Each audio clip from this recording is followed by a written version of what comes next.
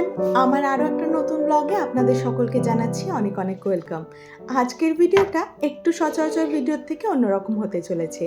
আজকে আমি আমার 1 বছরের ছেলে মিওকে সারাদিনে কী কী খাবার দিই, ওর মিল কিভাবে প্ল্যান করি সেটাই আপনাদের সাথে শেয়ার করব। আর এই ভিডিওটাতে আমি কিছু ব্রেকফাস্ট, ডিনার, লাঞ্চের রেসিপিও শেয়ার করব, যেটা ভীষণই হেলদি আর বাচ্চার ওয়েট গেইনের জন্য বেশ সাহায্য করবে।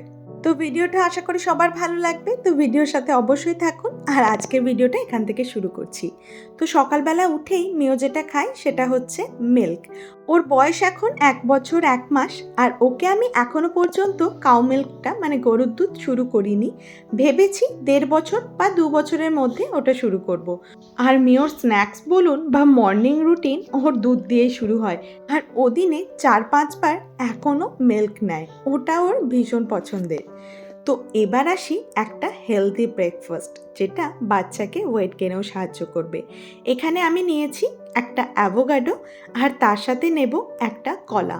অ্যাভোকাডোতে প্রচুর পরিমাণ হেলদি ফ্যাট রয়েছে, যেটা বাচ্চাকে ওয়েট গেইনের জন্য যেমন সাহায্য করে, আর রয়েছে প্রচুর পরিমাণে ফাইবারও। যে কোনো বাচ্চার যদি কনস্টিপেশনের সমস্যা হয়, অনেক ক্ষেত্রেই বাচ্চাদের এটা লক্ষ্য করা যায়, তো সেক্ষেত্রে কিন্তু এটা ভীষণ ভালো। আর তার সাথে আমি অ্যাড করছি কলা।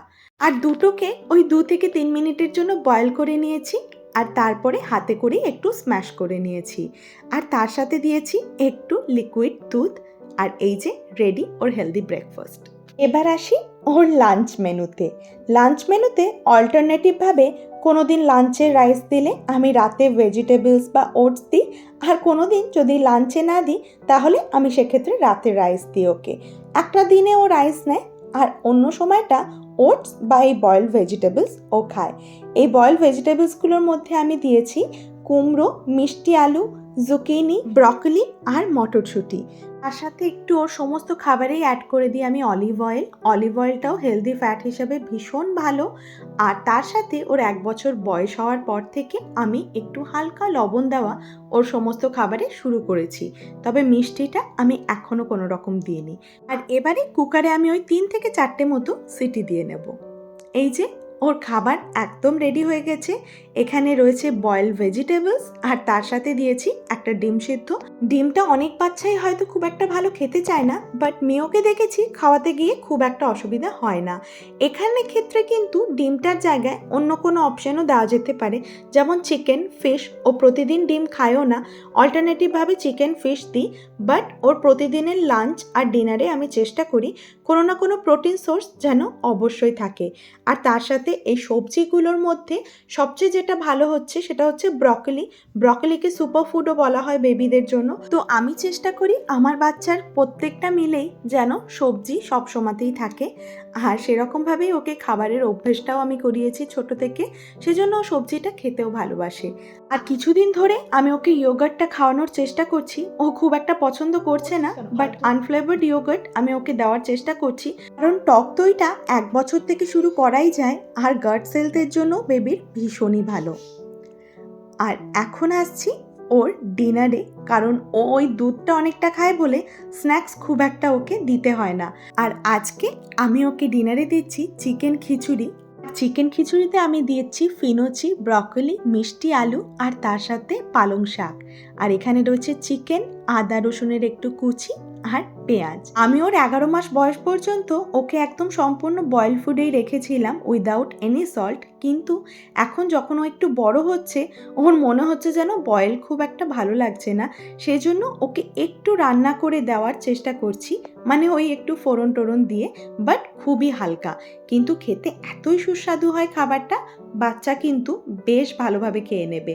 আর তার সাথে সাথে এই খাবারটা কিন্তু প্রচুর পরিমাণে নিউট্রিশিয়াস বাচ্চাদের জন্য, কারণ এখানে প্রোটিন, কার্বস, ভাইটামিন সমস্ত কিছুই কভার হচ্ছে, আর তার সাথে রয়েছে হেলদি ফ্যাটস। আর এই খাবারটাতে আমি অলিভ অয়েল দিয়ে বানাচ্ছি। আমার বাচ্চাকে এখনও আমি অন্য কোনো তেল শুরু করিনি, ওর সমস্ত খাবারই আমি অলিভ অয়েল দিই।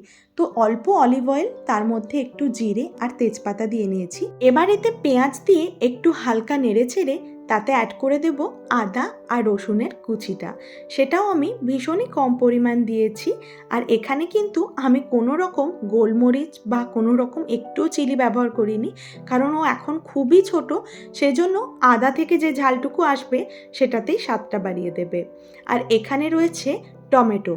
আমার বাচ্চার কিন্তু একটু আয়রন ডেফিসিয়েন্সি আছে, সেজন্য আমি চেষ্টা করি সমস্ত খাবারেই ওর যেন ভাইটামিন সি থাকে, কারণ আয়রনকে ভাইটামিন সি কিন্তু অ্যাবজর্ব করাতে বেশ সাহায্য করে। সেজন্য এখানে আমি দিয়েছি টমেটো, ফিনোচি, ব্রকলি, এই সব কটা সবজিতেই কিন্তু রয়েছে প্রচুর পরিমাণে ভাইটামিন সি। আর এখানে আমি অ্যাড করে দেব এবার চিকেনটা দিয়েও একটু হালকা ফ্রাই করে নেব। আর সমস্ত বাচ্চাদের জন্যই, যাদের একটু হয়তো আয়রনের ডেফিসিয়েন্সি আছে, তাদের জন্য কিন্তু প্রোটিন সোর্সটা ভীষণ ইম্পর্টেন্ট। বাচ্চার সমস্ত খাবারে আমি সেই জন্য চেষ্টা করি প্রোটিন রাখা, কারণ প্রাণীজ প্রোটিন থেকে ভীষণ পরিমাণে আয়রন বাচ্চার শরীরে কিন্তু অ্যাবজর্ব হয়, যেটা কিন্তু ভেজ অপশন থেকে অতটাও হয়তো না হতেও পারে। তো এখানে আমি দিয়ে দেব তারপরে ডাল আর চাল। আজকে আমি শুধু একটাই ডাল ইউজ করেছি, কারণ এখন আমি এখানে চিকেন দিয়েছি। যদি আমি চিকেন না দিই, শুধু খিচুড়ি করি, সেক্ষেত্রে কিন্তু আমি 2-3 রকম ডাল অ্যাড করার চেষ্টা করি, তাতে প্রোটিনের ব্যালেন্সটা ভালো থাকে। আর এখানে আমি এখন দিয়ে নিচ্ছি স্পিনাচ কিন্তু বেশ ভালো একটা অপশন বাচ্চার খাবারে অ্যাড করার জন্য। আর প্রেগনেন্ট মহিলাদেরও কিন্তু স্পিনাচ খাওয়ার কথা ডক্টরে বলে থাকেন, কারণ স্পিনাচে রয়েছে প্রচুর পরিমাণে খাদ্যগুণ। আর তার সাথে আমি এখানে একটু হলুদও অ্যাড করে দিয়েছি। আমি এখানে অন্য কোনো মশলা দিচ্ছি না, কারণ খুব একটা মশলা দিলে বাচ্চাদের কিন্তু বেশি স্পাইসি খাবারের দরকার হয় না। জাস্ট খাবারের স্বাদটা একটু বাড়ানোর জন্য যেটুকু পরিমাণ দরকার সেটুকুই আমি এখানে অ্যাড করেছি।